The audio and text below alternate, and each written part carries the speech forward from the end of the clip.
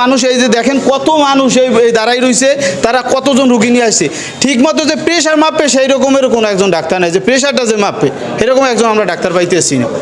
ওষুধ তো ভালো দেখেন আপনি, যে ওই ভিতরে রুগী পড়ে রয়েছে, একজন ডাক্তার কেউ যায় না।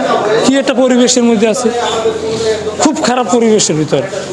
আমার মনে হয় ভাই একজনের দ্বারা সম্ভব না, এখানে আরও দীর্ঘ ডাক্তারের প্রয়োজন। 29 জন ডাক্তার কাগজ কলম থাকার কথা, আসলে একজন আছে, একজনের সেবা দিয়ে যাচ্ছে আর একজনের সেবাই আমার অনেক রোগীরাই নিচ্ছে এখানে বসে বসে বর্তমানে।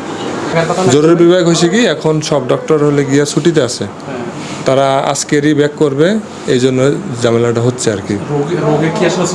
না আউটডোরে তো ম্যানেজ করা, আমরা তো আউটডোর সব পেশেন্ট পাঠিয়ে দিচ্ছি। আউটডোরে জরুরি বিভাগে তো আউটডোরের পেশেন্ট আমরা দেখি না। জরুরি বিভাগে যেটা ইনকেস যদি সমস্যা হয়, একজন বিষ খাওয়া রোগী আসছে, হ্যাঁ, কিন্তু চিকিৎসা পাচ্ছে না, চিকিৎসা পাচ্ছে না, এটা তো বলতাম না। আমরা যদি দেখি তাহলে স্যারকে ফোন দেই, স্যারে চলে আসে। বর্তমানে এখন আছে আরএমও স্যারে, আর একজন আছে, হ্যাঁ, আর বাদ বাকি সবাই ছুটিতে। একজন অসুস্থ চিকেন পক্স নিয়ে, আর আজকে তারা আসতেছে গাড়িতে। এত বড় একটা স্বাস্থ্য কমপ্লেক্সে একজন দিয়ে চলে আসলে মনে হয় এটা কেমনে চলে, সেটাই তো কীভাবে। আমরা তো আরএমও স্যার ওনাদের ফোন করছে, তারা বলতে স্যার আমরা আসতেছি গাড়িতে আর কি। ঈদের তো ছুটি, এটা তো সবাই জানেন, যেমন যারা মুসলিম আছে এটা তো ঈদের ছুটিতে, এটা তো আপনিও জানেন, আমিও জানি, সবাই জানে। তারপরও আছে ডাক্তার, ইনস্ট্যান্ট আছে, রাখাল স্যার তো আছে, আরএমএল স্যার তো আছে। আরএমএল স্যার তো ইয়েতে বসে, আউটডোরে বসে। দুপুরে রাউন্ডে ছিলাম, রাউন্ড দিয়ে নামছি তো আমার 11:15 বেজে গেছে। সব রুগী সব অংশের রাউন্ড আমি একা দিছি, পুরো হাসপাতালে ডাক্তারই আমি একা। না ছুটি দিয়ে এখন আসে না। বাচ্চা মানুষ ভর্তি হয়েছে কম হইলো 200 বাচ্চা, 200 বাচ্চা আছে, কম হইলো আউটডোর নিয়ে 200 বাচ্চা আছে।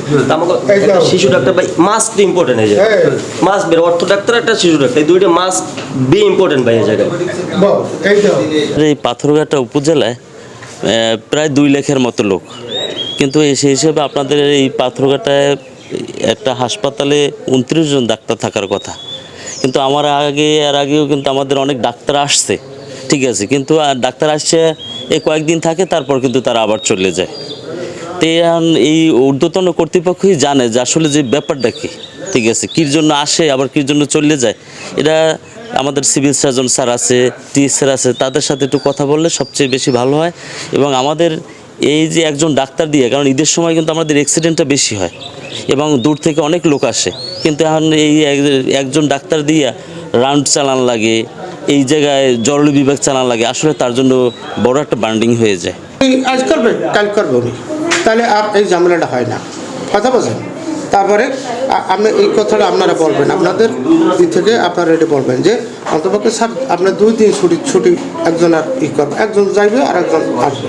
কিন্তু আমার বক্তব্য হলো যে ডাক্তাররা যখন স্টেশন লিভিং করবে, আমি ডাক্তার আছে 4 জন, আমি 8 ঘন্টা ডিউটি করবেন, তো আমাদের যে যারা মনে করেন রুগীরা আছে তারা একটু অন্তত স্বস্তি বোধ করবে। কিন্তু যখন আমি 4 জন রুগী থাকে, এই 4 জন ডাক্তার থাকে, তো সেই 4 জন ডাক্তার 8 ঘন্টা ডিউটি করে, তাদের সমস্যার কথা না। তারপরে এর ভিতরে কষ্ট করে আমাদের চলতে হবে। কিন্তু আমি যখন দেখা যাচ্ছে ডাক্তার এখন ডিউটি আছে একজন, আমরা কন্টিনিউ 3 দিন 4 দিন ডিউটি করেন একজন ডাক্তার, আর 4 জন আমরা স্টেশন লিভিং করেন ছুটি নিয়ে। আপনারা আবার সেই জন যান, আবার পরবর্তীতে আর একজন আসেন। তা আমার কথা হলো যে সবচেয়ে সমস্যাটা হচ্ছে স্টেশন লিভিংটা।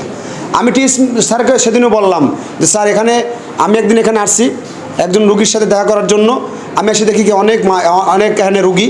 পরে টিএস স্যারের কথা বললাম, বললে যে আমার ডাক্তার সংকট। পরবর্তী আমি তথ্য নিয়ে জানতে পারলাম যে ডাক্তাররা আছে সেই ডাক্তাররাই এখানে অভিযোগ করলো আমাকে।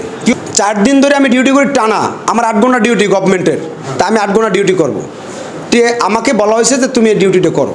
আমি তখন প্রশ্ন করলাম যে তাহলে আপনার আর ডাক্তাররা কোথায়, যে তারা ছুটিতে আছে বা এলাকায় নাই। আমি বললাম যে ছুটি কন্টিনিউ, এমনি ডাক্তারের সংকট, তাহলে আপনারা কাজ করেন, আপনারা স্টেশন লিভিংটা বন্ধ করেন অন্তত।